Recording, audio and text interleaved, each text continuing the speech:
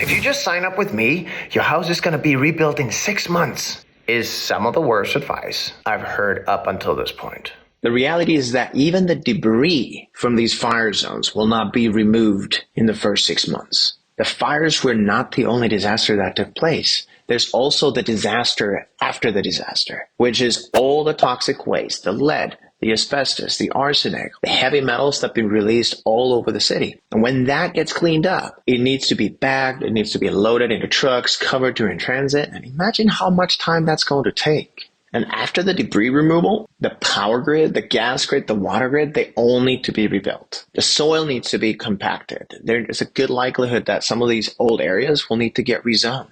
In Paradise Fire, Woolsey Fire, Camp Fire, it took 2 years before building could even begin.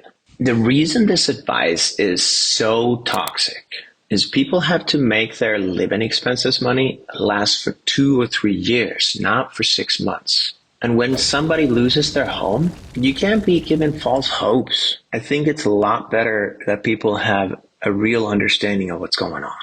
So lots of bad advice out there. What's the worst you've heard so far?